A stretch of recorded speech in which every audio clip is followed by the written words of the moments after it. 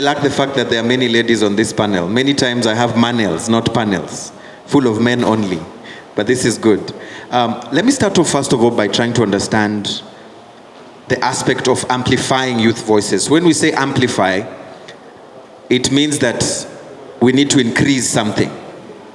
The volume is low, so we need to amplify the volume. And so I want us to start off first of all by understanding, as we speak today, what level is the volume of youth voices, so that we can now start thinking whether we really need to amplify or it is okay where it is at this particular point. I want to start with you first of all. Just talk to us a bit about that. Thank you very much. Amplifying youth voices, as it has been mentioned, it means letting your voices heard, valued, and considered in decision making. So far, the volume is not enough. We need to improve the voice. When you look at the youth participation in civic spaces, in decision making, public policies, it is still low. We need more youth engaging meaningfully. And when it comes to meaningful engagement, it has to start from the designing of the programs. As long as lives of youth is concerned, if something is for you, without you, it's against you by default. So your voice has to be heard and valued. Thank you. We can appreciate you if you want to. It's a democracy, eh? Thank you for that. The voices are not loud enough. This is what you say. I want to hear from you, Uwase. Why are these youth voices not as loud as we'd wish them to be? What's causing this? So that we can start thinking about how we can start the amplification before we even get into the aspect of politics and all that. Thank you so much for that question. I would just like to start maybe by giving numbers. In Rwanda, when you look into the total population, the youth constitute 27%. And when we look into the 27%, those who can read and write Kinyarwanda are 89. Those who can read and write in English are 33. And those who can do so in French are 5.4. And I would start with saying the information, the way it's being given. If we have the number that by 89 point something we can read and write in Kinyarwanda, but the number reduced by almost 50 something when we go into English, and almost all information, and this discussion is also in English. Now we're going to see how are the youth going to be informed on the policies, on the framework, on the flagship that are being given elsewhere. And also not only about the information that's being given in a certain language, but we have youth with disability, and so far they are 3%. And I think that the Union of People with Disability said that the number might be higher than what was given by the National Institute of Statistics. So now the question would be, do young people have information that are inclusive, that are friendly in a way that are attractive to these young people? If you look at the number that was provided by the Never Again research, they said that 4 in 10 young people in Rwanda have attended the National Youth Council meetings. So these are meetings that are concerned, that consult young people where they are supposed to give their voices. Yeah. But if only, not even the half can attend those meetings. So you see that the voice can't be amplified if we don't even have access to platforms that are there for us. Right. Well, still you have the microphone. I want to pick up on the aspect of the language that you mentioned. And I want to try to ask this based on what I've heard some people say, that we are no longer supposed to think local because the country has opened up. We have joined various regional bodies, including the Commonwealth. And so we need to stop thinking local and maybe sitting in a corner and saying this conversation or what is being given is in English, a language you don't understand. How can young people take initiative, even if a message or information is being shared in a language they don't understand? What would you want to see in terms of taking initiative to be able to pick up what is being said? Thank you for the question. To take initiative, you have to be empowered. You have to know that you are seen, you are valued and considered, as Jocelyn said. And so for young people to even take initiative in their own languages, they have to know that there are platforms there. And we have on district level Yego centers. But the question would be, if you visit Yego centers, who have been to a Yego center here? Yego centers? No one have been to Yego center? Oh.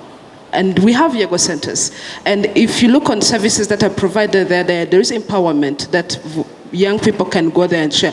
One of the successful stories that I know at one of the Yego centers is there were young people who did accounting, and they formed a group, and they would go there and they exchange softwares. They learned QuickBooks and other software that they use. So that's an initial platform that they have in their district, and they went there and took advantage of that. And they didn't need to know English because the communication would be exchanged in Kinyarwanda. So the first concern would be, do we know this platform that are there? Do we know that we have the Yego centers? Do we know that we have Inteko z'abaturage to go there and exchange our ideas? So we have to be aware of the initiatives that are there for us to be able to take advantage of them. Right. Thank you for that. I want us to pass on the microphone to Mutesi.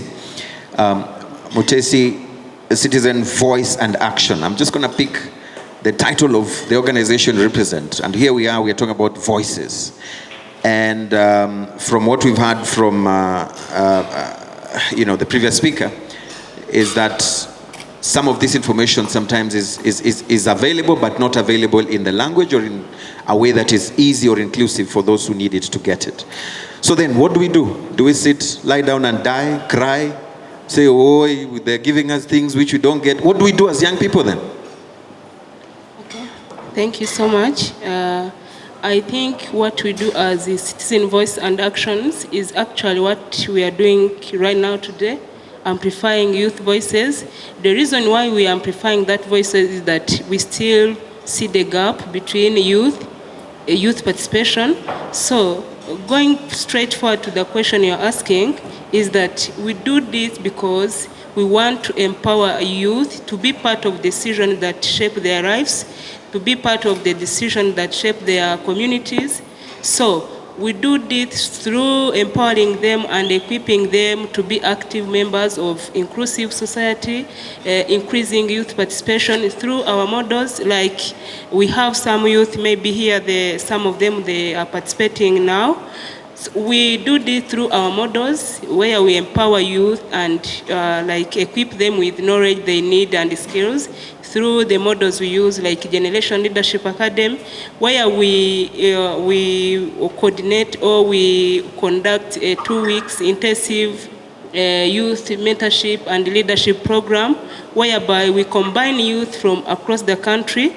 They meet together, they sit down, we look for the lecturers, the speakers, influential speakers, to encourage them and to give youth with knowledge and skills they need to become active. So we do this also in Political Youth Dialogue, whereby we combine youth from across the country annually. So this dialogue becomes like a safe space for youth to know what they have to be, to know what they have to do, to know what is being done in their country. So it becomes like a safe space to amplify youth voices and be the space for youth to raise up their views. So we invite also the local authorities, decision makers, so that they sit down and see what youth need to be done for them. Yeah, and I wanted to be very honest without being diplomatic. How is it like working with young people? For my side, as someone who normally works day to day with youth, it is not easy because all the time youth are not aware for the programs being carried out, as previously Vanessa said. So they don't aware of what is going on. We have normally the large number of youth, they just sit there, they can say, normally I quoted the quote of His Excellency one day, where he was saying that don't just sit down and say, what are you doing? Before waiting for someone to do for you what are you doing? So it's better that youth could be doing or participating, yet waiting for the opportunities. But we have normally the large number of youth who just sit there and wait for opportunities to come for them. Yeah. So they don't have the full information. So that's why we are trying to raise them, to equip them with the skills they need, so that we could see the high number raising for youth participation. We could see youth who are very active and looking for the opportunities than just sitting there down waiting for the opportunities to come for them. Right. Yeah. And the ones seated in this room are not the ones you're saying. I know. Okay. Theonest, I want to bring you on this conversation. Just speaking from what you've heard from the previous speakers, but also what you do at Never Again Rwanda, what do we need to do, or where do we need to start from if we are to really amplify youth voices in national issues, including democratic processes in this country? Thank you, Ananga. Thank you, CVA, for having me here today. I do believe that a lot has to be done, even though there is an enabling legal framework in Rwanda for youth participation. I will not talk about the constitution and the decentralization policy and the youth policy, because I assume that almost everyone here knows something about them. I will start with quoting our research conducted in 2018 regarding the law participation of citizens in Imihigo processes, where we found three big findings. The first one is that most of the time youth are not attending community-based platforms where consultations are being made. And here I want to talk about Inteko z'abaturage, Umuganda, citizens assemblies and so forth, where the issues that matter to them are being debated. Number two is that most of the time the budget allocated to the youth needs and priorities are very minimal at the district level, because sometimes they are being used for other functions to cover some of the big events where the district think that it can maybe contribute to the visibility or covering other expenses. And lastly, from my experience, this is my 10th year serving Never Again Rwanda. And during this period, I got an opportunity to work fully on youth empowerment for the last 6 years. I've realized that some of the youth don't have enough confidence to share their views and opinions in the public spaces. And this also has an impact on their lives, because if youth are represented in Njyanama advisory councils, and they are only there to wait for the president to give them the speech, they end up finally not really getting that opportunity to influence decisions being made.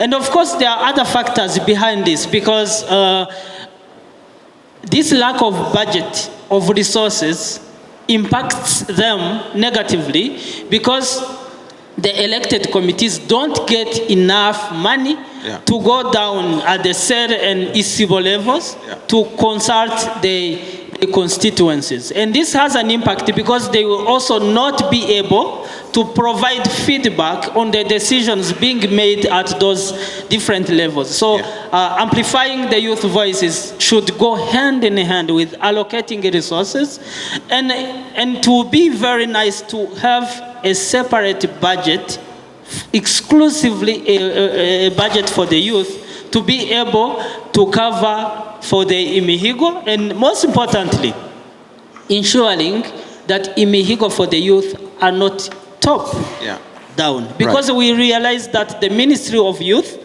are the one to design Imihigo, and they send to the youth at the district and sector.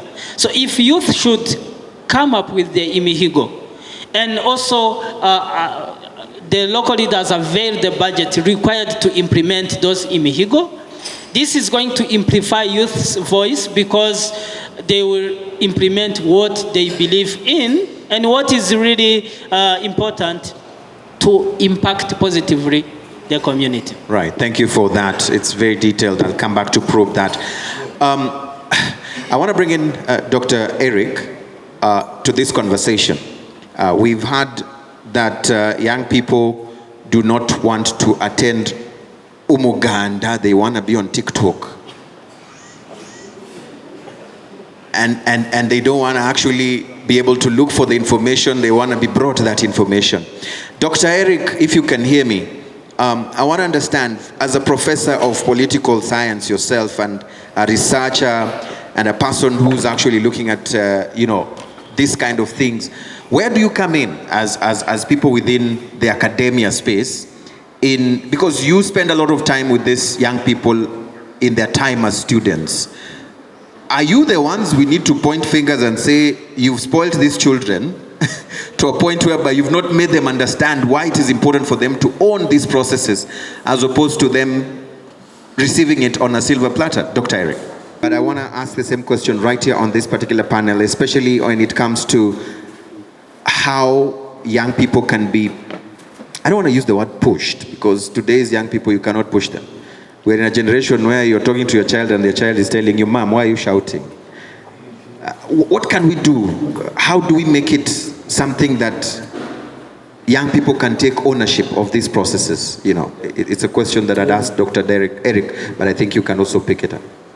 Hello. We do attend different community consultation platforms, but when you look at the attendance and participation, because there is a difference between attendance and participation, you can attend but not participate. When you look, not going into participation, even attendance is low.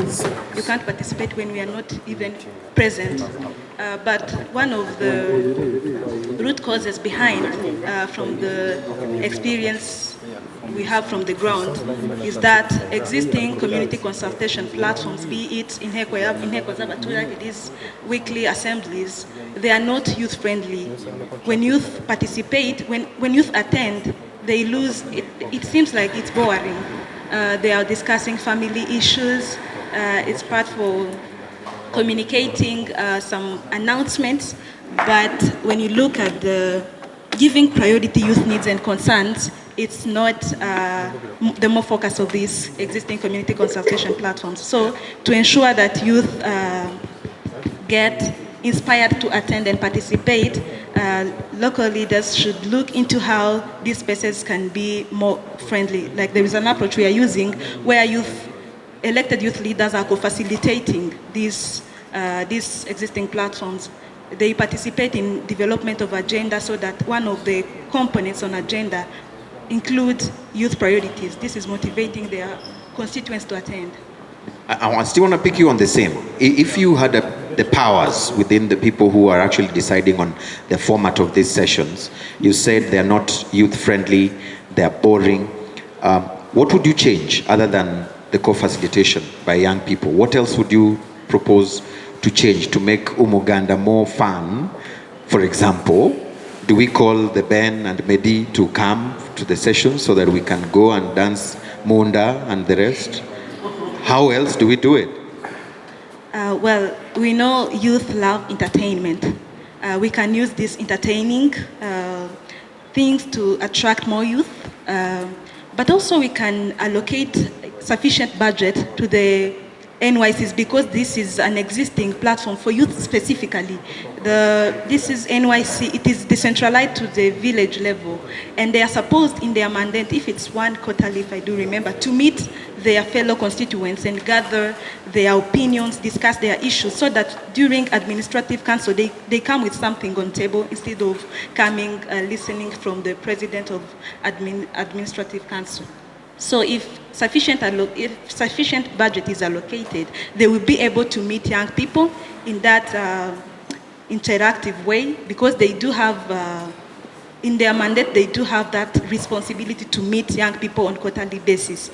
But they don't do so because they are mobile, they are moving to look for a job because they are not being paid. If youth cannot be expected to be volunteers, if they can be given sufficient resources, even their existing platforms are going to be friendly and more participatory to make their voices heard. Right. Thank you. Do we have Dr. Eric? Is everything good? Dr. Eric, if you can hear me, could you be able to say something if all is good on your end? If Jane can repeat the question. Right. The question You was... wanted me to respond to. Let me repeat the question, if you can hear me loud and clear. Right. So what is the role of those in the academia like you in trying to instill a sense of ownership to young people, especially for them to participate in democratic processes, national issues, without them thinking that someone has to do these things for them to attend? We've heard here that some do not attend events or sessions like Umuganda and all that. How can people like you within the academia space, or what are you doing within the academia space to instill a sense of ownership for young people to know that these processes belong to them and no one is coming to save them? Thank you very much. Can you hear me? Yes, go ahead. Good. Eugen, I was expecting such a very concrete and difficult question, but thank you for basing on the experience, concrete experience as an academia. By the way, I didn't want to make a very formal academic presentation here again, and I will base, by the way, on this story. When Rwanda Governance Board was launching the civil society organization barometer, a few weeks ago, I was in class in Huye. I was teaching African contemporary politics. Then I asked the students if they know about civil society organization in Rwanda. Many of them were not capable to quote any of those organizations. And I saw that the question was maybe to understand what is it and what is wrong. Then when I asked them if they are part of some clubs and associations, for more than 80 students, I think I found just a few, 5 people who were capable to say they are part of clubs and associations. The last one, I asked them if they are part of any local community engagement. Oh, you can't hear me. No, we can hear you. We wanted just everybody else to mute their microphones. But thank you. Now all are muted. You can continue, please. I can continue, okay? Yes. Okay. Then the third question was, how do you consider students in the Huye campus? Are they part of any mudugudu here around? Are you engaged in a district? Can I talk to Mayor Ange and ask if really he is feeling that the presence of such number of young people in Huye, is it an added value for the district, and how this district can make a difference for having this big number of young people there? Once again, at this very third question, I found my students that they are not really very much active in this community engagement. They talked about Umuganda somehow, and at the end I said, do you know or have you participated in citizen forums? And I remember one of the days I was teaching was Tuesday, when I asked my students if they participate in these citizen forums. This was a total silence in the class. Then, if I go up, I was challenging them if really young people are aware of current African contemporary issues, and how ready are they to engage in participating or even acquiring knowledge and engage at the international level. And this was the point of competitiveness to engage with other youth in the world to address some of the pressuring issues at the continent. So this one as well, I found that people are still demanding for more confidence and self-confidence in knowledge. So I was saying, do you know that the content I'm giving to you is the same content we can find in Brussels where I teach or somewhere else in the world? Did you know that? And we have to co-produce together the knowledge. So you can't blame any education system one more and saying you are not having appropriate content to make you confident and engage in contributing or participating to resolve issues on the continent. So, Eugene, you allow me that I'm having the 4 levels, and I'm mixing here, by the way, the participation at political level, but also at the global level and up to the local level. Right. Thank you, Dr. Eric. So what can I say? Got you there. From this upbringing and the feeling, I could say, first of all, our young people, our students in universities and colleges, are the product of our social processes. They are the product of our history. They are either, yes, they are product of our socialization in families, but also in social, political, and economic structures. But what we can say on this, without blaming any social structures, I'm saying here communication, intra-family communication, or engagement in family businesses to be consulted. But there is another level of understanding this, that as you are going for acquiring knowledge from our digital spaces, from our internet, I think we are having laziness. People are not anymore active at the age to take advantage of the opportunities they have and work hard.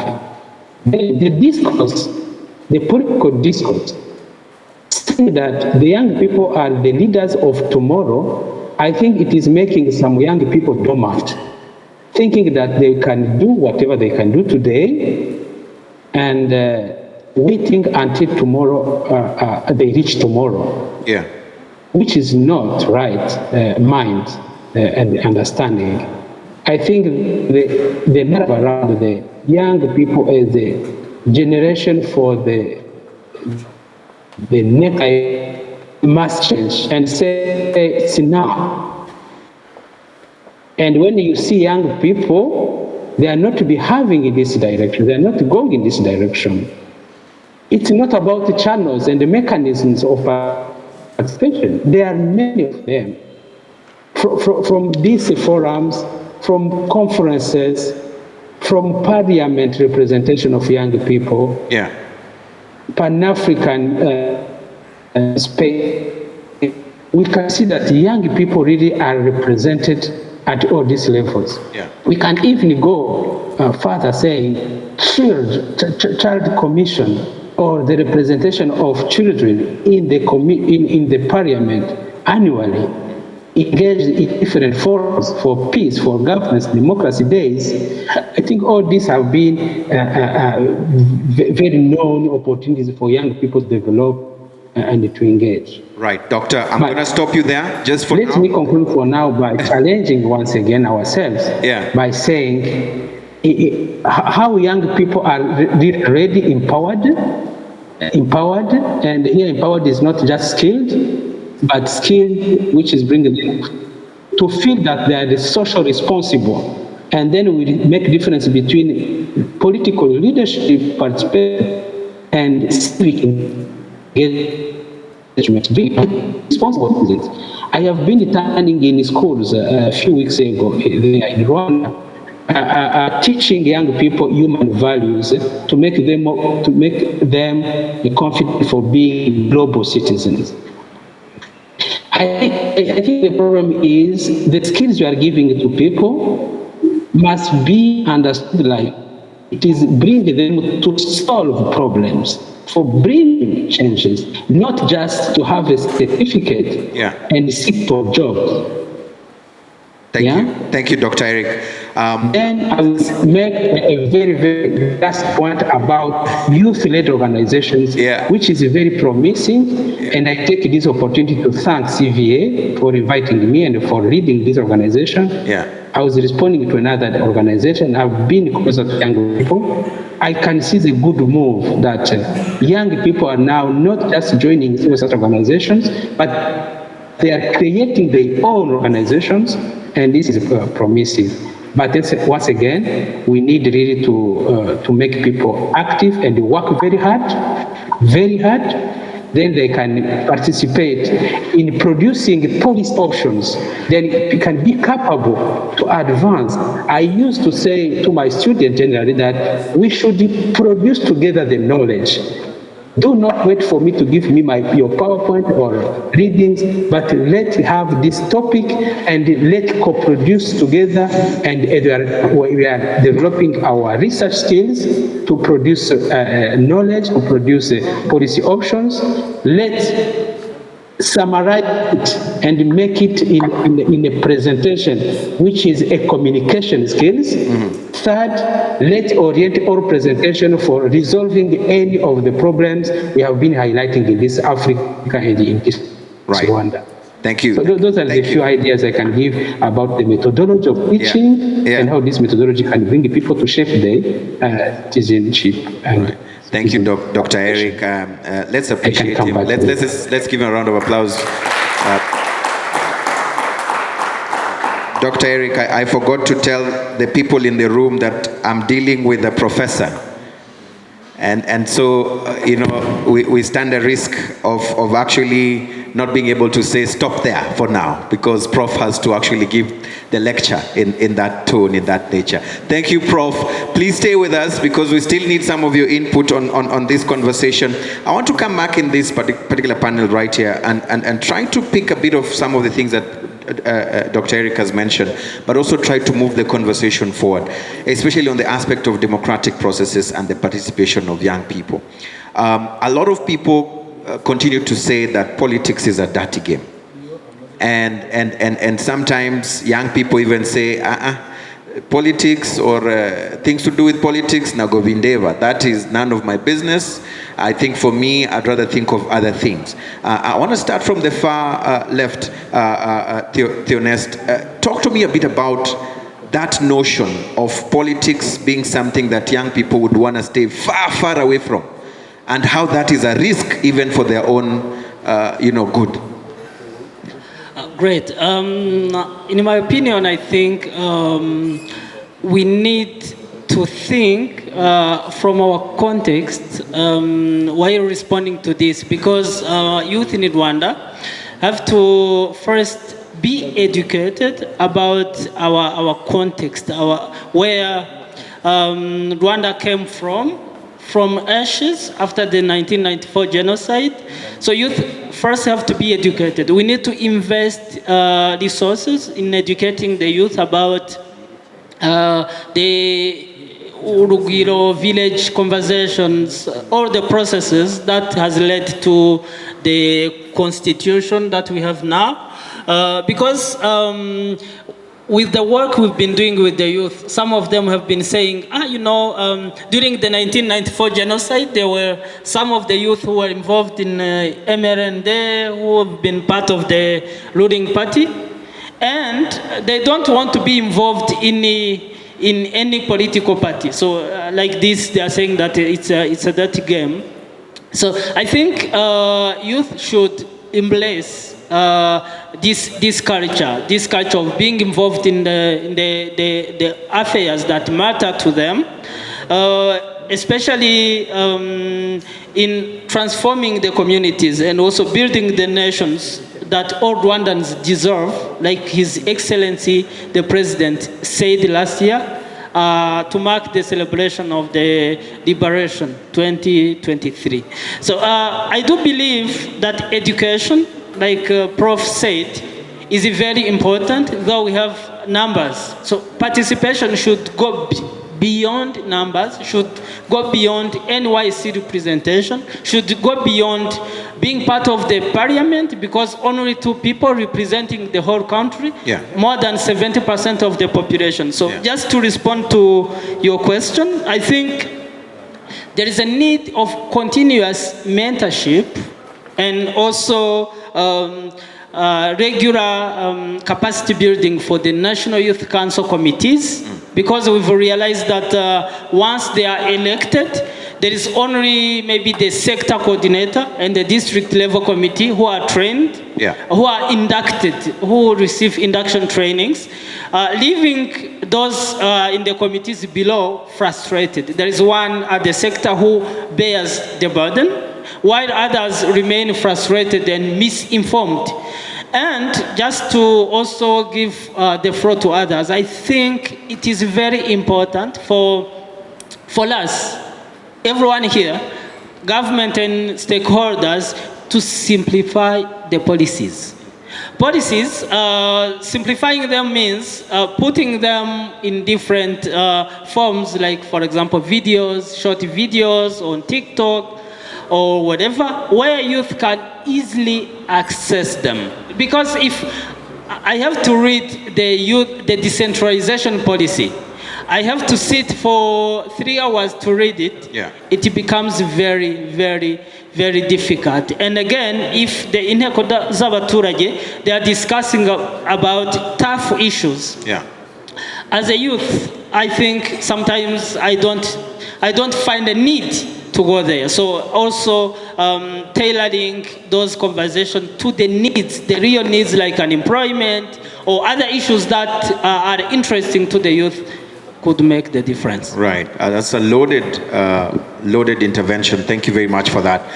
Uwase, I want to hear your thoughts, especially on what he says on the aspect of two people representing over 78 or over 70% of the entire population. Are you of the idea that that has to be adjusted, changed? Do you feel that the two that represent young people have failed in actually bringing to the forefront youth issues? Are they not being proper role models to encourage more young people to want to be part of the political processes? How do we go about this? I mean, this is what I want to hear from you. Thank you. Before building on that, I think that there is a need of going with education, as theorists have said. But I want to bring in an informal education that most of the time is overlooked, but it plays a crucial role. I think for youth to be empowered, it starts at home. It starts being taken into consideration in decisions that are needed to be done at home. Because even if I can't say what's needed at home, what gives me the confidence that I can go in front of 100 people and say something that can be considered. So I think there is a need of taking it to informal education as well, to encourage parents, because they're the ones who are going to participate in the... So you're saying at home, democracy starts at home? Absolutely. So absolutely. Dad cannot say today you sleep at 9 because tomorrow is school. The kids should say, we want to sleep at 10:30. Let's have a discussion. And then you have to tell me, why do I have to sleep at 9? You know, I think that's where we're going with Gen Z. And the blame that Gen Z is taking is that they're not participating. But for them, the way of thinking, which also raised the generational conflicts, because in the Inteko, the discussion that they are giving, when the young people say something, they're like, no, you're still young, wait and see. So if you tell me that, just trust me, I'm not coming again. So I think it has to start. So going back to your question, of if the two people are enough. I think when we select the committee, when we elect the committee, we don't elect two people. We have, I think it's 7 positions, so it's 7 people that we're electing, but you find that only 1 person is acting in the name of the 6 remaining. And the 6 are frustrated because they don't know what to do because their roles and responsibilities are not clear enough. And then the 1 is also burdensome because they're taking roles of the other 6. So I think there is a need of making the roles and responsibilities very clear so that they work alongside. And there also need to be continuous empowerment session and mentorship session to these leaders. And they can be done by either the local leaders, but also other elders in the community where they're like, okay, you're representing young people. We don't see young people in the Umuganda. What are you doing? Do you have WhatsApp groups? We have, okay, in our village, we have a WhatsApp group for the village with all the elders, but we don't have the one for young people. So if I go in the village, my dad is already there. So why do I need to go in the group? You see, so if we have that group for young people, I think that's a motivation. As much as money is needed, but we can also look for solutions that always don't need money. And I think a WhatsApp group that doesn't need money. And so can we commit that after this session today, you're going to create that WhatsApp group for young people? If I have a chance to meet the NYC leader, I can tell them that, but do I see them? And I think it also goes down to the Yego centers. If Yego centers are empowered, empowered, if Yego centers have coordinators who are just located at the Yego center, why not being a Yego coordinator, but at the same time they are mobilized at the district level where the mayor is calling them, hey, we need to build an office, can you go and call volunteers to come and build? But the Yego Center is there to empower. We know as young people, we have this center for us, we have a computer library. I think that also would reduce the burden for the other two people. Right. Mutesi, what's your take on this? Are we being unfair to young people by saying they don't want to participate in political processes, yet they are, but in a different way, especially through the online platforms? Because what is democracy is if Wasak has taken 1 week without you having water, and you go on Twitter and say, hey, Namaz Dufite, it's been 1 week, as part of democratic processes. There's now a debate about reducing the age of marriage to 18. And we are seeing people on Twitter and other platforms talking about it. Has the participation evolved? And it's not what we think we will see, but something different, or I'm just seeing my own things? Thank you. If I want to talk about the youth participation, let me first talk about the way we are using the policies available for youth participation. Because, as Theonest said, we have to simplify the policies that are existing for youth participation, because being representing does not mean participating, as Justine said. Because you can see normally, like the NYC at sector level, national level, but you are asking yourself, what are they doing? They are just there for the positions. I'm sorry to say that. Because you see only one face, the coordinators. But normally, if they set policies for spaces for youth and they let the youth participation be included, not just counting numbers, looking at policies. No, the policy says that we have to have 2 youth representing in parliament. So, like when you see the number in the parliament and you see the number of the youth we are having, so you see that we have a lot of to be done on youth participation, because you take 2 youth to represent others, but the country has a large number of youth who need to be be given space or participating. So, but Vanessa, sorry to cut you short. When you say you ask yourself, why are you asking yourself? Why don't you ask them?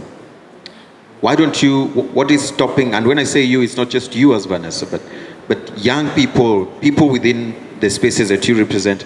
Why don't you question this? Why don't you ask them for accountability? Why don't you push for those policy simplification demands? What is happening? Look at all this room. If all of these people here in this room said we want this policy to be simplified, it will be done within a minute, I think. Sure. What is stopping that? So, as I said before, that's what we are doing.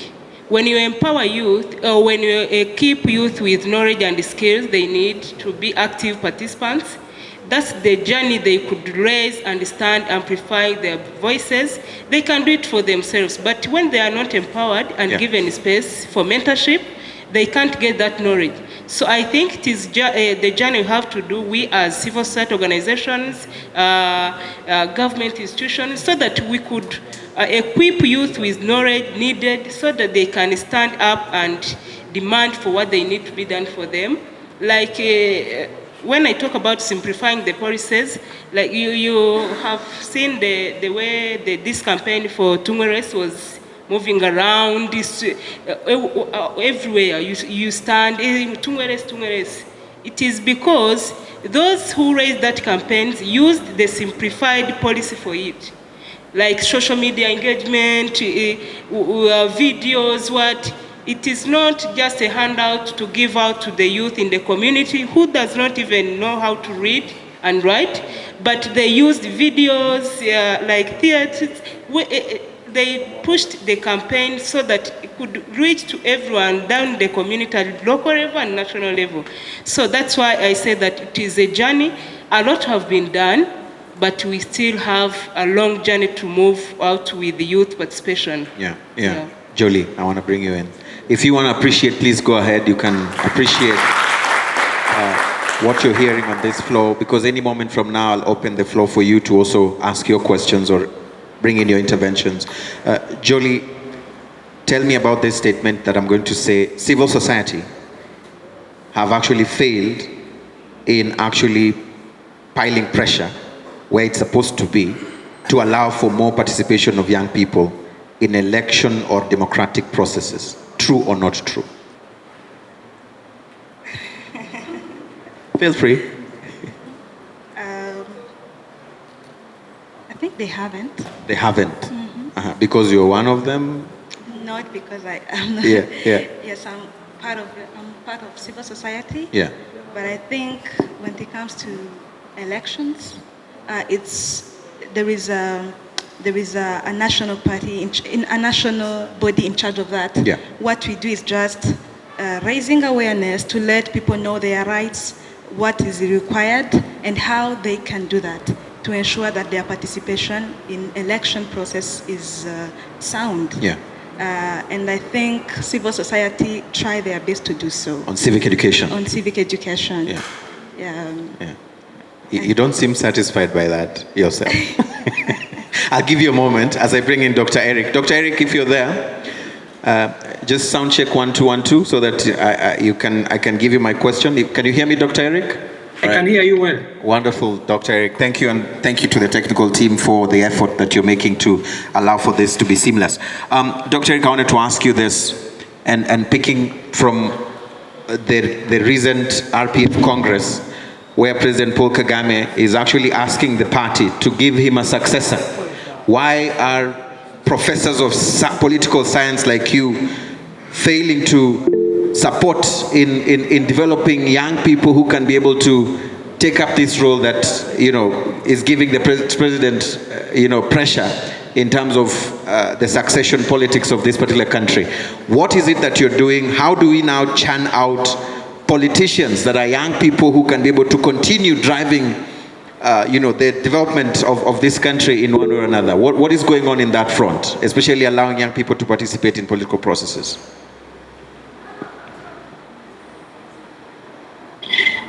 Thank you very much. I hope you can hear me well. Yes, go ahead.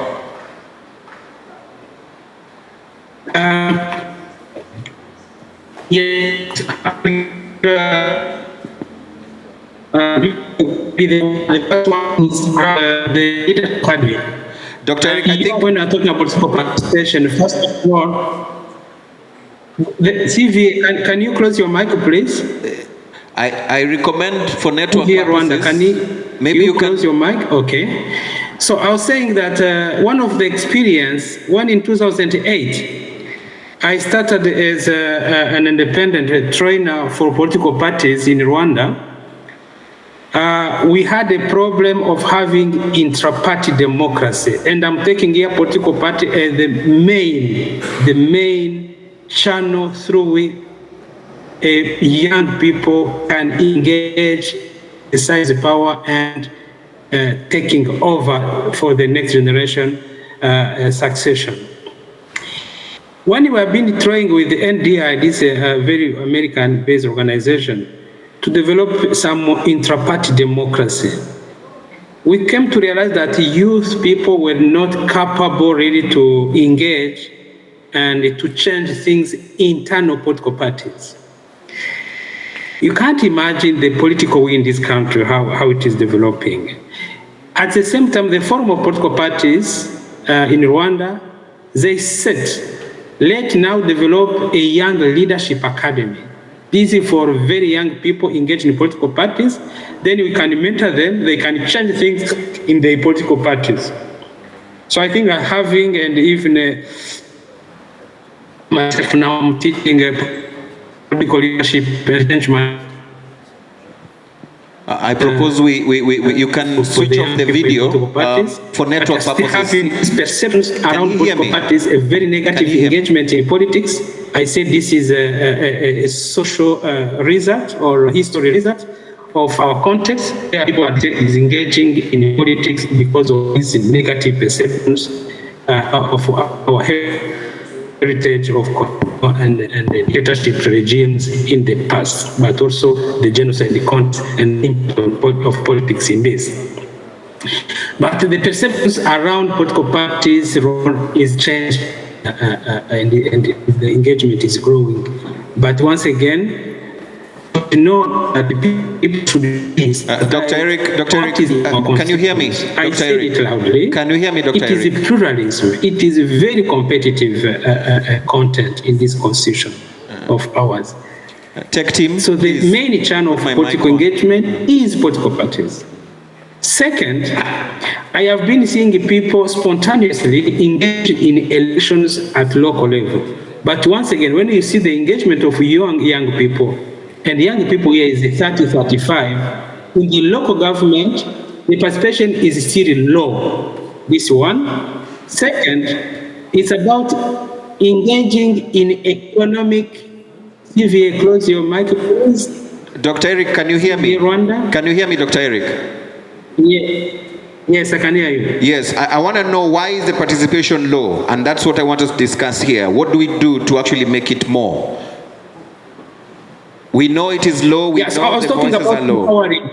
I was talking from the perspective of continuous, very practical empowerment programs to develop these spaces for political parties to engage in politics. But I was taking other alternative spaces where young people are engaging in politics and taking positions at local level, and this is between 30 and 35. But unfortunately, the result from Haguruka, I think, or another report showing that local level is still low. What is about economic empowerment? Engagement in economic councils. It's very important. As people, we are still having young people who are depending on a job application instead of getting jobs and acquiring. Sorry, Dr. Eric. Dr. Eric, if you can hear me. Dr. Eric, sorry, I keep interjecting. It's because I'm not hearing what I'd love to hear. The question I'm going to ask again is, why is the participation in political processes low? You mentioned it is low. I just want to understand why is it low, and what are you doing within the academia space? Not just you as Dr. Ndushabandi, but your peers within the space. What are you doing to change this narrative? The political participation is very low because of this historical context, this one, and traumatic period before. And talking about education is very important because it's deconstructing negative perceptions of politics, which is the basis for engaging. Another parameter for not engaging in politics is a structural problem of communication between the elders and the young people. Those spaces are very, very controlled and very closed because of mindset and social structures. Yeah. So what is done is to encouraging for intergenerational dialogue spaces like these ones. Yeah. And at the university, when they institutionalize the Wednesday afternoon, for example, to encourage people to participate. Yeah. But the problem, young people are still going for this laziness and for easy businesses, entertainment businesses, instead of going for these spaces where young people can take the mic and engage. So the youth-led political spaces and political dialogue, it's very key, and I'm not seeing, unfortunately, it very much well structured at the university. And the main space which have been very much developed is about Pan-African movement. They have been highlighted as the first spaces among the spaces where young people are engaging and they are leading themselves the spaces in the universities. Right. Thank you. So we are claiming for more space to empower young people to lead themselves. Thank you. Yes? Thank you. Thank you, Doctor. Hold that thought, please. Just hold that thought. I'm going to come back again to pick your views. But who best to ask the same question than the young people themselves who are actually in this room, especially on the aspect of participation in democratic processes, including elective roles. I would like us to be able to pick questions in this particular floor. I see a hand up over here. So I want to understand, why is it that you do not participate actively in democratic processes as a young person? Thank you. My name is Eric Mucho. Firstly, I would like to thank for this opportunity. I have a question I can ask the Mr. Ndongutse. Could you answer mine first? I can answer. Yes. Why do you participate in democratic processes? Yeah. And why do you think young people like yourself do not? I think the reason why our young people is not participate in the democratic, we still have the problem of engaging for that democratic. For example, in Rwanda, we must engage by using social media. We cannot meet with that leaders and give them our idea. We engage by using social media. Sometimes that message of social media, they cannot be, that leader cannot read that message. So it can be the problem, because when you write the message, you cannot believe that message can go and can go directly to that leader. So that is why that is the thing. So my question. Can go to my question. I have a question about the youth. So youth, they are not happy to live in Africa. The reason why, I have the testimony. I have the short testimony. I have my friend. He got the scholarship for studying in Africa in 2023, but he rejected that scholarship. I want to go abroad. So many youth, they want to go abroad because in Africa there is no happy in Africa for youth, because they didn't engage for that things we have said. So my question said that how we can increase the volume of the voice, we can increase the volume of youth in Africa when they don't happy to live in Africa. I'm depending to Africa, because when we build a good Africa, also it can be good. So as conclusion, all Africa, they must know the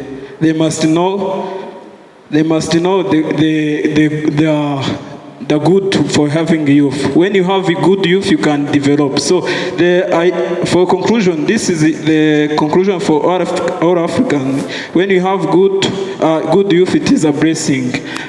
What I ask the all African country, use them, because when you have youth, you can be developed. Thank you. Thank you. Thank you very much. Thank you so much for that. We can appreciate him. It's a very interesting point. Could this be the reason why young people are not interested in participating in democratic processes? Because first, they don't feel that their countries or their continent believes in them, or themselves do not believe in their own countries or their own continent. It's a very interesting question that I want us to be able to pick our thoughts on this. Who wants to take it? Who wants to say something about that? What do we do to create a sense of belonging for young people of this continent, so that they do not want to see, outside as the place to go? Thank you, Mucho. I think in the last couple of years, the government has been doing the best in introducing the curriculum, competence-based curriculum in formal education. Though there is an extra mile to go to make sure that what is being taught is also in line with what is needed at the labor market.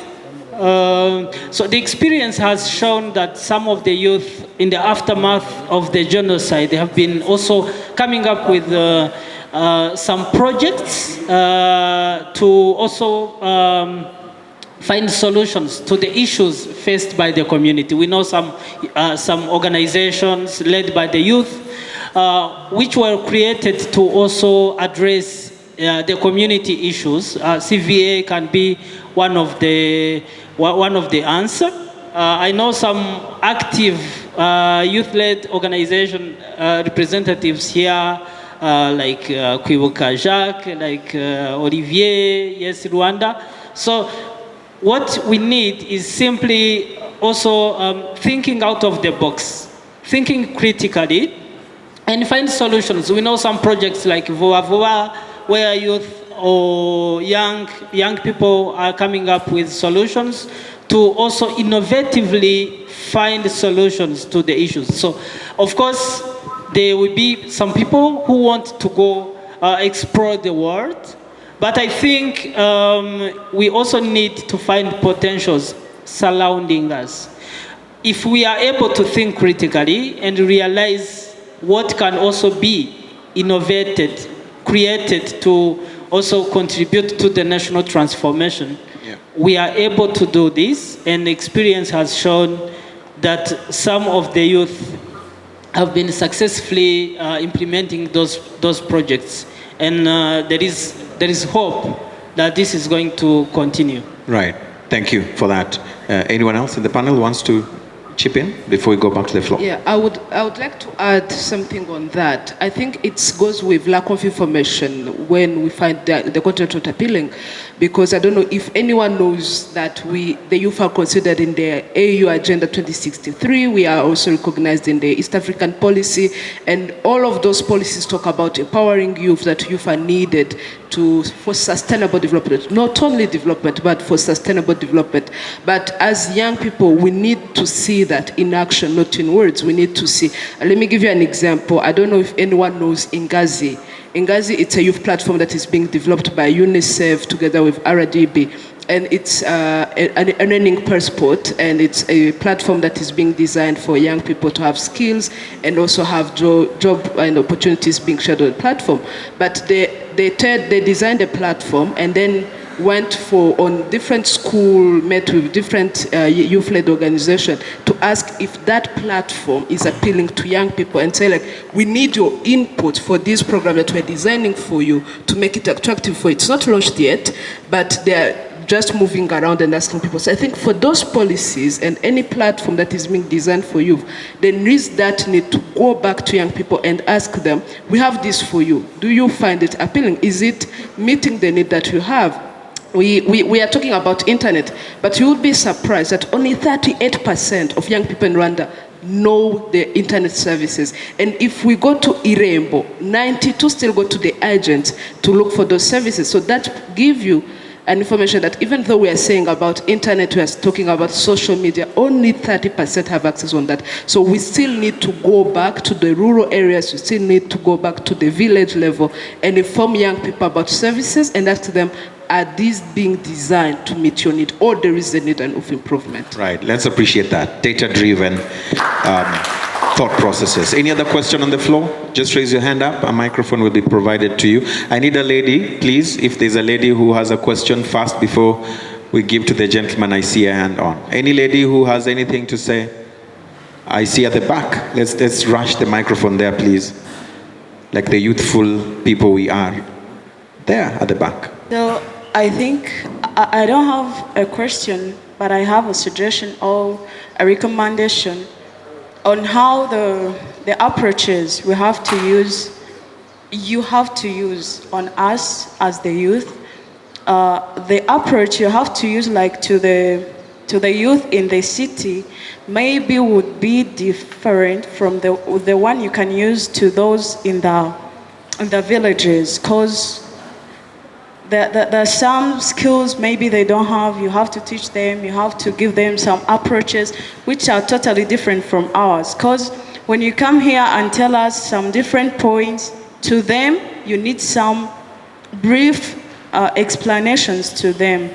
Also, there are some engagements you have to bring them near, so as to explain to them, so as to, for them it can be easier for them to be engaged more than us who are here, like in the city. So it's a recommendation on the different approaches that you can use. Thank you. Olivier Munyemana, Executive Director of Yes Rwanda. My question is okay. I would like, it's a question, but here I have also an answer. What does youth empowerment means? First, we have to know what youth empowerment means. It means as young people, we need opportunities, we need skills, we need knowledge, we need mentorship. That's what we first need from you. Just to address a question is by just appreciating Never Again to Honesty. They do their best, they have clubs, they have platform for youth-led NGOs and even their clubs where they do their best just to provide opportunities, skills, even those knowledge to those young people, just to make those changes in their communities. Many times we say things here, but we never go back in their community to see what is going on there. That's my question is that, as CVA, CRD, even you, what strategies, what ways have you put in ways, like Never Again, I'm saying Never Again because I've experienced that you use just to give those opportunities, those skills, those knowledge. You were saying about job opportunities and that's why, just to amplify those young people. They can't be amplified without having that opportunity, that knowledge, that skills, what they have to say. Just what strategies have you set just to amplify their voices? Thank you. Before you sit, maybe a question to you. What's your biggest challenge in dealing with young people, especially in encouraging them to participate in democratic processes? Okay, as you said, I'm saying Olivier Mnyamara is the Executive Director of FAIRS Rwanda. It's a youth-led NGO that is really participating in the community, especially in the field of health.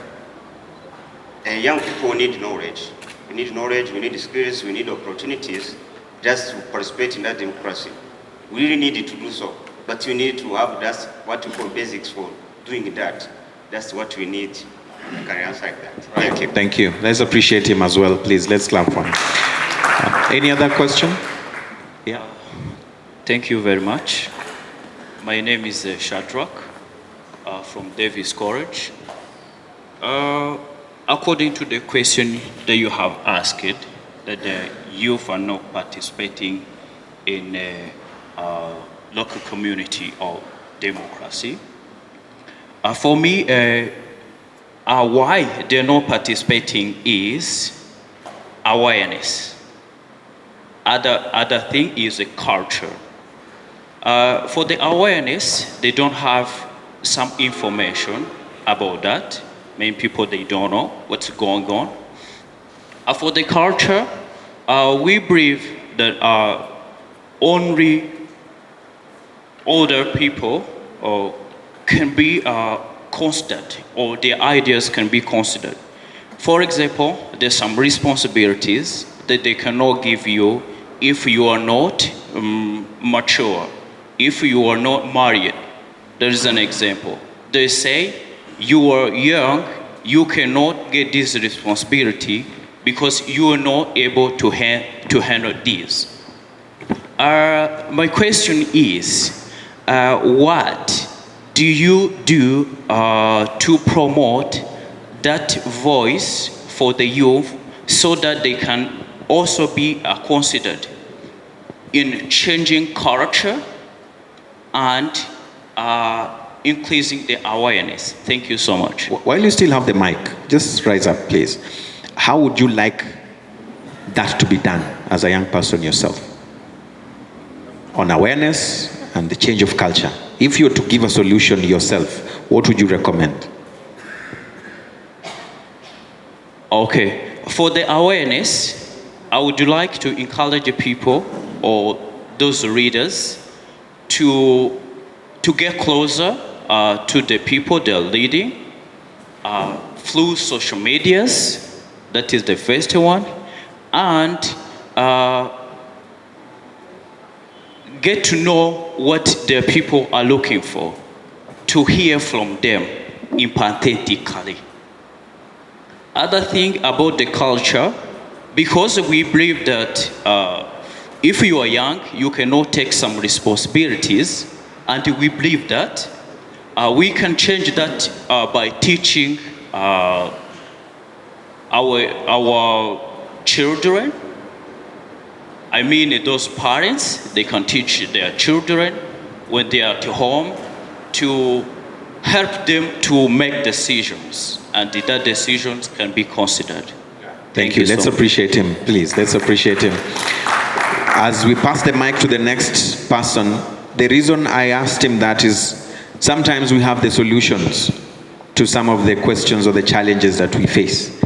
And I also want to believe that power is not given. It is what? Power is what? It's taken.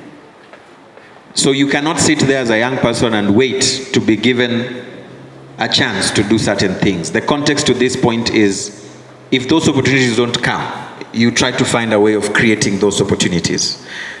And I think we have that solution within ourselves. Go ahead, sir. Yes, thank you. I'm Patrick Ewikoze from the Center for Rule of Law Rwanda.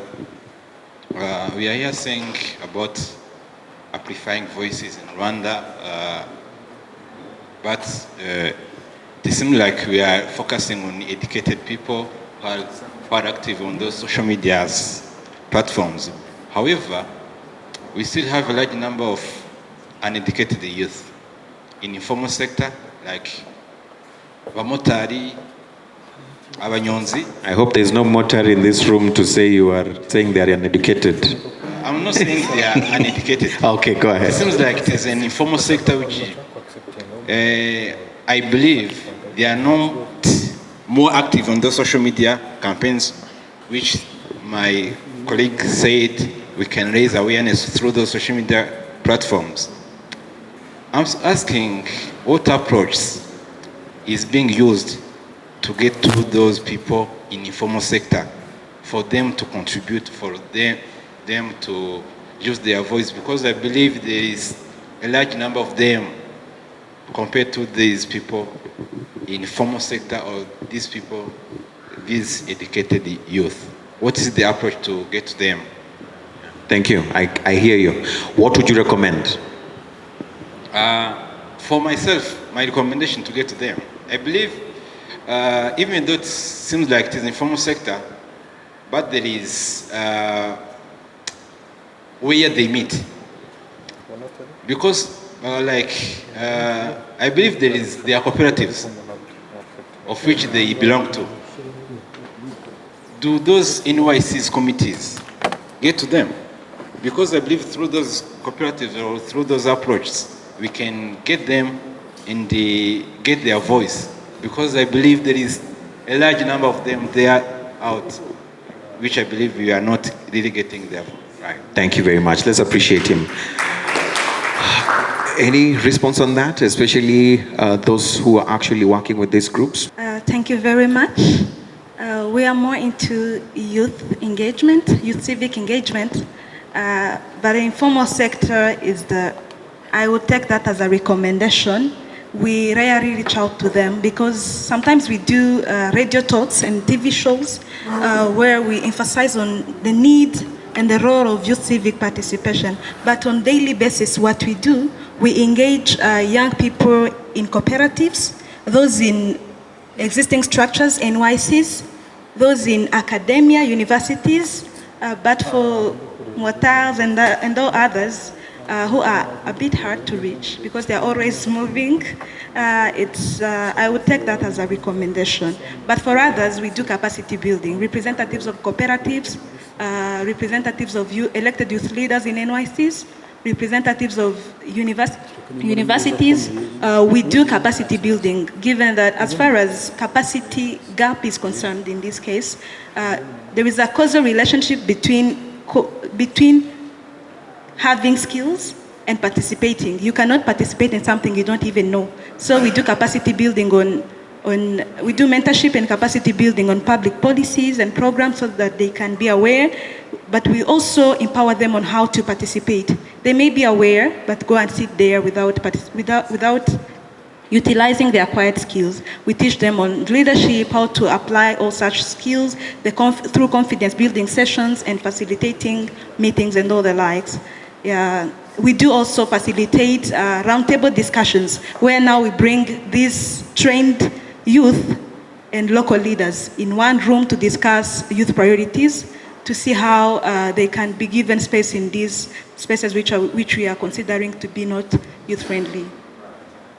I want to ask, and probably to all of you on this panel, especially on the aspect of capacity building. Sometimes we hear that word a lot, and some people even said, it's been too much. I want the building, keep the capacity. But on a serious note, especially if we are still saying that the voice is still low and we need to amplify it, could it be that we are doing the same things, expecting different results? How do we change the approach? If this is what they do, but still we hear that we are not getting headway, how do we change that approach? Probably this is what I want to ask as we go. Mr. Eugene, I would repeat a million times that empowerment of youth should go hand in hand with answers to the issues. For example, if we want youth to participate in the decision-making processes, we need also to provide them with opportunities to overcome the key issues. For example, if youth are facing an issue of unemployment, which can also lead to unwanted pregnancies, the drug abuse and so forth, we need to make sure that within our planning and programming,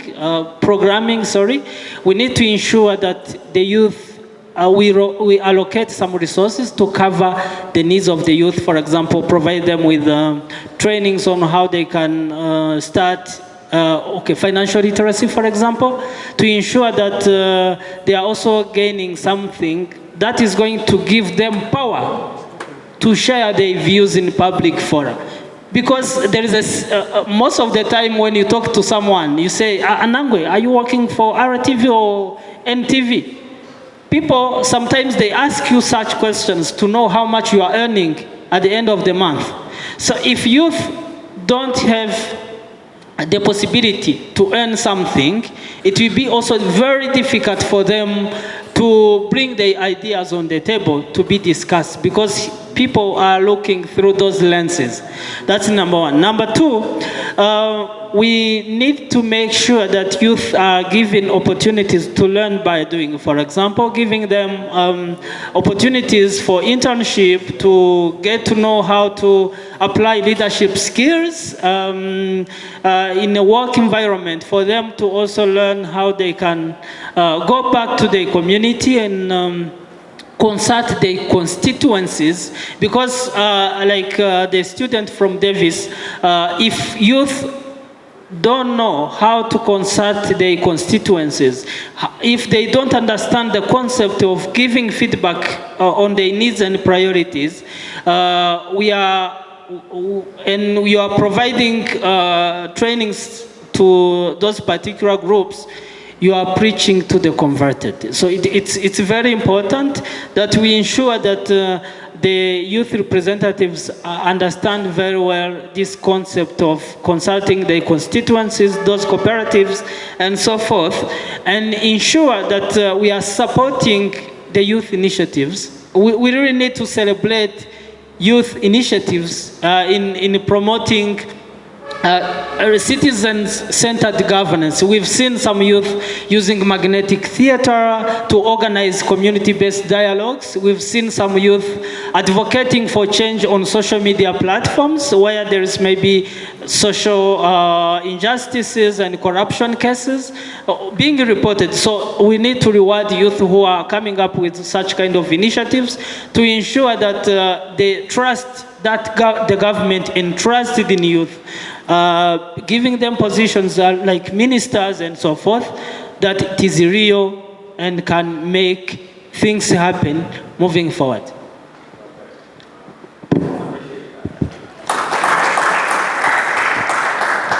Thank you very much. Sorry for this. I'm not taking the territory away from you still. We would suggest also to give space to people who are with us online, like 2 or 3 people, so that they can also interact and be part of the discussion. Yeah. People who are online. If there's a question online, please feel free. You can introduce yourself and then give your feedback or address your question to any person in this room right now. Ndamutse, nitwa Matthias, ndi diplomate muri ambassade Bobiligi Hano Ichigari, and I would like to thank you all for having this discussion in English so I can participate and listen to you. So I will bring a bit of an outsider's view, even worse, of a Belgian diplomat. So it's always a bit risky to comment on whatever that's happening in Rwanda.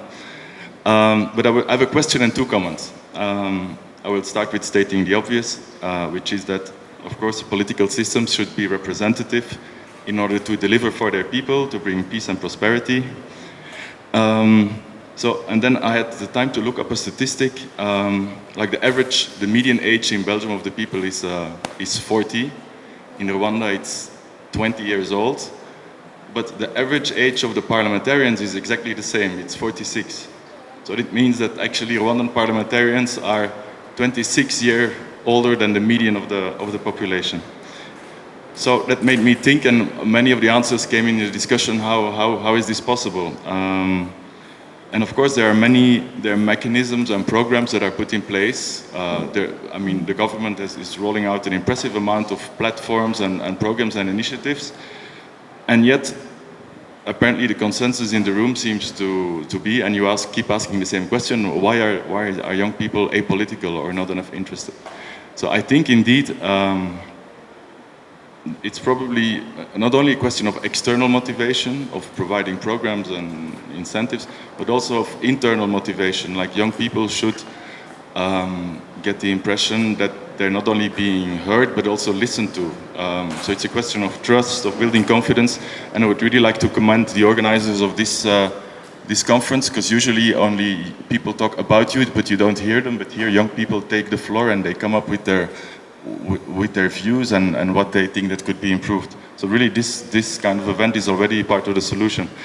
A second comment, I would like to take issue with the idea of simplifying politics for young people. I think that's a bit paternalistic because politics are always complicated. You cannot have a new access to justice law and have it easy. What you can try to simplify is the representation of, the presentation of the policy or the communication about it. So rather than simplifying politics, I think the ambition should be to raise the level of education and critical thinking of every young person to the level where they can just read the law and have their own opinion about it. I think that's actually the way forward. It's not about simplifying. And then finally, I would like to fully endorse the point made on rural and urban, because I also always hear that like only 30% of Rwandans have access to internet. So to go to the young people in the countryside, we have to find different solutions. Thank you. Thank you. While you still have the mic, I want to just ask a follow-up question. What would you recommend on incentivizing the participation of young people in democratic processes? How can that process be incentivized for young people to actually see the need of actually being involved in one way or another? Yeah, and maybe it's then important to bring success stories, or say, look, we have had this idea coming out of this forum and now it's a law, or this person became a district representative at age 19 and at age 25 he or she is in parliament. Maybe that could be helpful. Thank you. Yeah, thank you so much. Let's appreciate him, please. I think if you look at the leadership of this country, especially from a ministerial level, I always say this because I go to events when I'm moderating and I call the guest of honor, and that guest of honor is a minister, and people in the room get shocked. You can see from the Ministry of Health, for example, you can see the Ministry of ICT, for example. These are youthful people. And so I think that is what he says in terms of learning from the success stories of those who are leading or representing in different capacities, that it is also possible. You can also do it. Let's pick two last questions and then we can come for the closing remarks. There's a hand there, please. So democracy is when the power from upper to the low. So as panelists have said that democracy starting in the family. When the parents have any decision, something to do, we have to be allowing youth or children count sitting and to take a right decision. The problem is our families in Rwanda, they don't give a respect to youth, come to closer to make any, to solve any issues. So nowadays, the voice of youth is low. Why? Because of the youth, they are scared to speak. They are afraid to stand in front of people to tell something. Because when you don't have something to tell people, you cannot go there in umuganda, in inteko z'abaturage to say something. As a youth coordinator in sector level, when you have any issues to discuss, I deploy the SARS youth to tell people. They are scared. They don't go there to say something.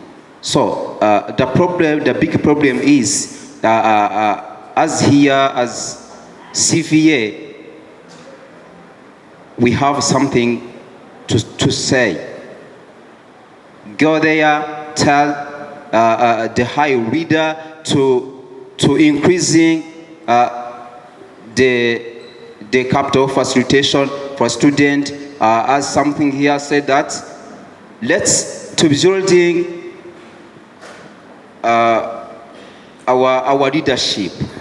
When we go there to ask any internship, you cannot find it because sometimes it's difficult. So let's to increasing our government, building a youth capacity. When you deployed the youth have something to say. So that's why we are here. Let's government increasing the budget in the youth to building a strong capacity in the leadership. Thank you. Part of what, even during the introduction, we came up with the Anangwe Mentorship Program. I think sometimes we have youth who have something to say, but they don't know how to say it, or communicating for impact. And this is the initiative that we try to do, and we could look for partnerships in encouraging or increasing the capacity at that level. Let's hear from you. Go ahead. Thank you. My name is Tushima Alphonse. I'm from University of Rwanda in political science. The Dr. Shavand is my professor. The question is, I have for the panelists. Sometimes we hear the people saying that the dear young person is work hard, you are a future leader. But I want to ask what to do, where, and when. Why you don't give a space to show what you can, to show what you have. What you can, why you don't have a space. Why you not now? Why you have to wait for future? I wanted to ask for panelists.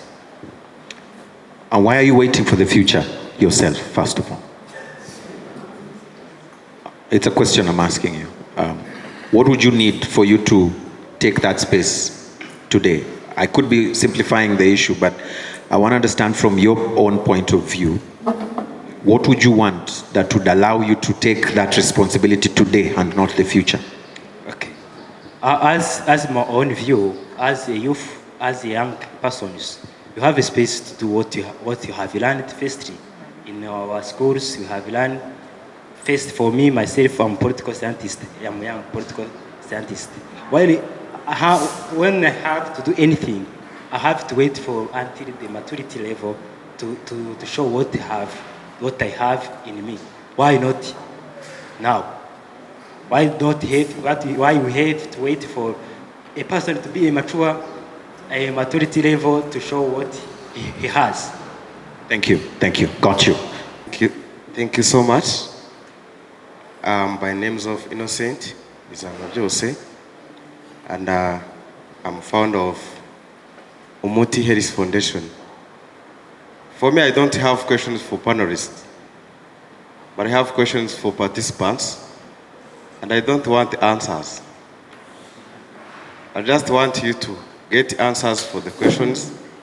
And first and foremost, I really want to thank CVA for an invitation. I've been in different programs like Generation Leadership Academy Cohort 1. And I first want to comment to my participants' views and points. he said that young people do not want to live in Africa, maybe because, I don't know their reasons, but they have so many different examples of my friends who are living there. Many of them are willing to come back, and they don't even have an opportunity to come back. We have facts. There is no any other beautiful continent like Africa. The same way I can say Rwanda is beautiful. And if you want to leave Africa, I know it won't be even easy. It will take you energy that you can't even spend here investing in other programs that can benefit other youths. I have my mentees here. I graduated recently in the University of Rwanda. I was awarded as Academic Influencer of the Year. I was not in any leadership position, but I believe leadership is not position, but an influence. And quoting our mentors, said, everything rises and falls on leadership. We are talking this, we are youth. Many of us, we don't even hold any big positions. Maybe we are struggling with our new NGOs, civil societies, organizations, and other programs. We are struggling. If someone is not interested to live in Africa, he's not getting what he wants. He's not happy of who he or she is becoming here in Africa. Maybe he has that belief that maybe once he or she reaches there, he or she will be that person. I'm sure he won't or she won't. Because if you are in the 30s, 20 plus, and you are not doing anything, there is no hope that you will do it at your 40s. I'm sure. It's hard to invite participants when you don't have something to tell them, as he said. I'm sure even if you can have something to tell them without something to give them, I'm sure many of them will not even participate. Even as for us, we are participating because we are trying to design the life we want to live in the coming days, and we are struggling with these challenges to create opportunities our leaders are not creating for us. Even if there are some opportunities, many of us, we don't deserve them. But we are doing our best. We are here, we are coming from different districts. I know Civic can't pay us this time we spend here. They might even invite some other youths and they can't even come. But for us, we are thankful that we are here and we are running from our elders. We are running from Uncle Theonis. I always call our mentors my uncle and my aunt. We are running from him. He's spending his time here talking to us young people. And the first problem I want to ask you, have been attending these programs of CV and other programs? And we are keeping coming back. Are you still the same person we used to meet recently? Because many times I come, I just meet someone, why are you doing? What have you used according to what we learned recently? And he said we are using social medias. I know many of us, we are not using social medias effectively. We don't even, we see news and updates, but we are not doing anything with that updates. Just seeing updates is nonsense. But what we are doing with that updates and news is what is essential. And my other question is that if you are having this, he tried to mention about the curriculum in academics. Have you seen the other collision with the Gikondo campus students? They want them to go back to Huye campus, just remaining 3 months. You know what social media did and other readers. And finally, we had our voices heard. So that's one example. If you are not shouting for good, if you are not working for good, I know even these elders will not react positively, because for them, they are safe. They are earning, they are doing for their families. Even they are even in their 50s. For us, we are struggling with our 20s. Some days to come, we'll be suffering with our kids telling them nothing, doing nothing, and many of us will even leave our work. Because we have our degrees, we are not being paid with our degrees. That's the problems we are always struggling. And if they are not doing anything, will we keep being silent? If our mouths are silent, let our arms, let our minds not be silent. Thank you so much. Thank you. Nuggets of wisdom. Thank you so much for that. I want us now to take our closing remarks, thoughts from the panelists as we close. I think I'm going to start from the far end. Theonesta, I'll start with you as we come this way, and then we'll hear from Dr. Ndushabandi, and then we'll call it a day. If there's anything we need to come out with from this forum today, I want to hear from each one of you. What will that be? And then what is your personal commitment that you're making to ensure that we have a change in the level of participation of young people in democratic processes? Just those two questions as we finish. Thank you. I believe maybe the majority, I assume, they believe in God. It is written in the Bible that knock and the doors will be opened for you. So I would like to encourage youth present here to do all it takes to leave the comfort zones. Sometimes we say that I don't want to listen to the radio, I don't want to watch TV, I can't watch documentaries, read policies. You are lying to yourself. Because even though you are interested in King James or Savory Coco or whoever, politics will reach you straight to your house. So it is good to try your best, learn about those policies, know when decisions are being made, to ensure that your voice is articulated and you advance your need and priority. Number two,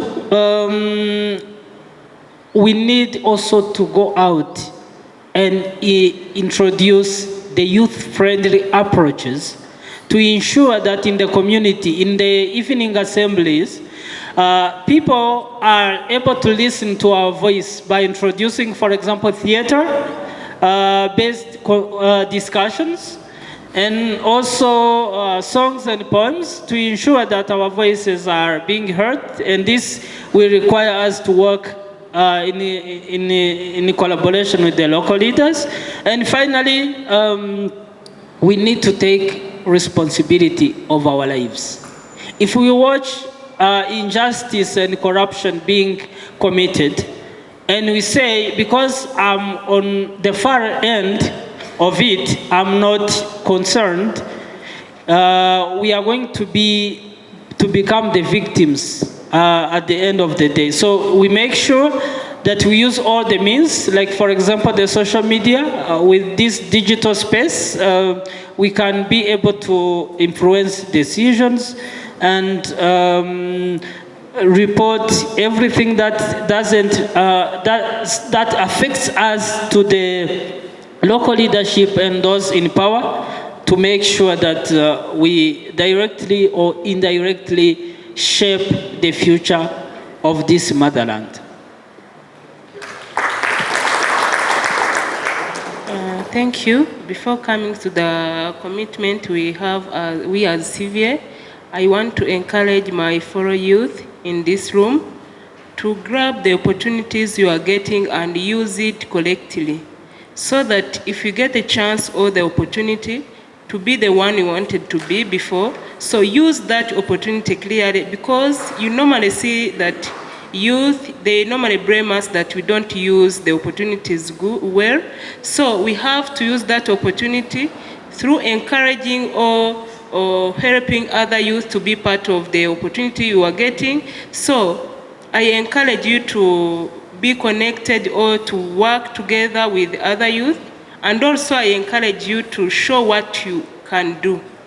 So come up with good initiatives, come up with good projects. The room is there, but it is waiting for someone to knock. So we have a lot of opportunities, yet we have other challenges limiting youth participation. So we have to knock to that door so that we get someone to open.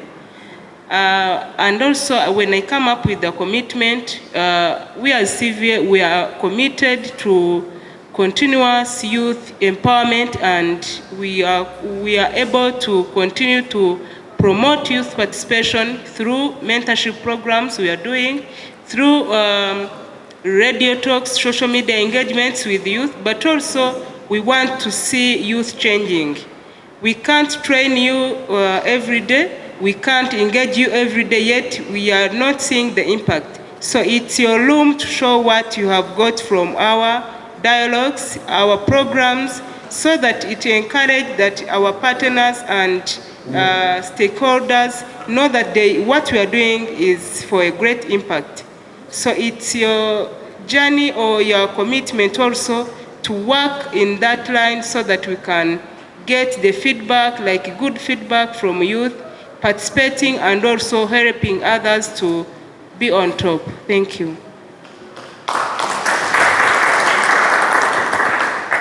Thank you. I would like to say that very first, I think, as in Kinyarwanda we say, "Jakurishera kurugo." So we have to start with our own. We have to start with our own mindset and challenging ourselves to know beyond. So everything that you are being told, ask yourself why, how, when, what. And as you find answers, I think then you get to the heart of what you're trying to know. And as you get knowledge, as you get empowered, then empower your neighbor. I was saying that these have to start at home, but also parents give what they were given. So sometimes we might be asking what they don't have, but we ourselves know what we are asking for. So if we can't get it from our parents, can we challenge the community? Can we engage ourselves in those civic space and challenge parents to give that to the children? We can equip parents, and then they can also equip. There is one project that we did. It was about sexual reproductive health, and we had what we called male champions, and we would call husbands of the families, but also with their children. And they would come, and children would be like, "You told me this, but that wasn't what I needed. I should have rather get that." And the parents went back and challenged the community, and we saw a reduction in the unwanted pregnancies in that community. So as young people, we were sitting here, let's go back to where we're coming from, challenge the narrative of where we're coming from, and let's go visit the ego centers, let's go visit the NYCs, ask them, what are you doing? If you haven't even participated in the election, ask them what, hold them accountable, because if we don't hold them accountable, who else will do that?